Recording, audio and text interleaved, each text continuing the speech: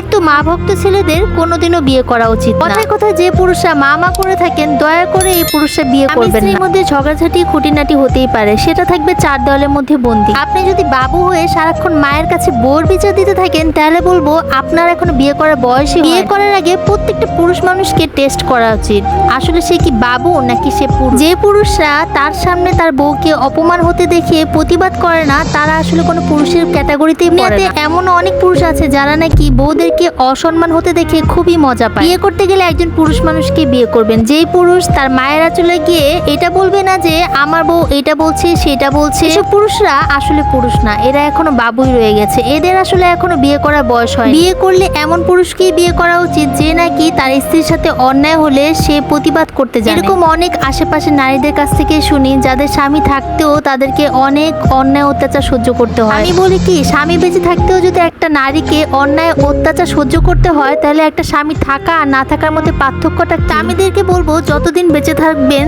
ততদিন স্ত্রীদেরকে ভালোবেসে ভালো রাখার চেষ্টা করুন। দুর্বলতা না হয়ে স্ত্রীর সাহস অনুপ্রেরণা হওয়ার চেষ্টা করুন। একটা কথা মনে রাখবেন, স্ত্রীর প্রশংসাই স্বামীকে জান্নাতে নিয়ে যাবে, তেমনি স্বামীর প্রশংসাও স্ত্রীকে জান্নাতে নিয়ে যাবে। আসুন গাইস, মুডটা অনেক বেশি খারাপ, অনেক কিছু বলে ফেললাম। আশেপাশের মানুষ মানে বোনদের বান্ধবীদের এরকম গল্প শুনে অনেক বেশি খারাপ লাগে, তাই আপনাদের সাথে কিছু কথাই শেয়ার করি। যদি কোনো আল্লাহ তাআলার বান্দার মনে আমার কথাগুলো যে লাগে, তাহলে অবশ্যই সে ভালো হওয়ার চেষ্টা করবে। সকালে স্পেশাল একটা মুরগির কোরমা রান্না করেছিলাম, যেটা খেলে আপনারা অনেক বেশি মনে করবেন যেন কোরমার মধ্যে ডুব দিয়ে থাকে। না এটাকে কোরমা বলে কিনা, কিন্তু অসাধারণ মজা হয়েছিল খাবারটা, তাই আপনাদের কাছে আদা রসুন লবণ আর লেবু দিয়ে মাংসটাকে মেরিনেট করে আমি রাতেই রেখে দিয়েছিলাম, আর সকালবেলা রান্না শুরু করে দিয়েছি। তেজপাতা, কালো এলাচ, লং, এলাচি এই কয়টা মশলা দিয়ে কিন্তু আমি মুরগিটা রান্না করে ফেলেছি। আমি তেল গরম করে মেরিনেট করা মাংসটা দিয়ে দিচ্ছি। ভাই কি ভাবছেন হারাই গেছি? না না, আসি এই ভয়টা লাগে এমন করে তেলগুলো ছিটে, মনে তেলগুলো সব আমার কাছে আসে। তেলে ভালোবাসার মতো কেউ যদি ভালোবাসা ছেঁচড়ামি করে আসতো, তাহলে জীবনটা ধন্য মনে করতাম। আমি এখানে একটু পেঁয়াজ, কাঁচামরিচ আর রসুন বেটে নিয়েছিলাম, একদম টাটকা রসুনটা একটু বেশি। এই মুরগি রান্নার মেন উপকরণই হচ্ছে এটা, কাঁচামরিচ, পেঁয়াজ, রসুন বাটা। এটা সুন্দর করে যখন আপনি এটা ভিতরে দিবেন, সুন্দর একটা গ্রান আসবে। আর তারপর আমি একটা জিরা গুঁড়া দিয়ে দিয়েছি, তারপরে দিয়েছি ধইনা গুঁড়া, তারপরে দিয়েছি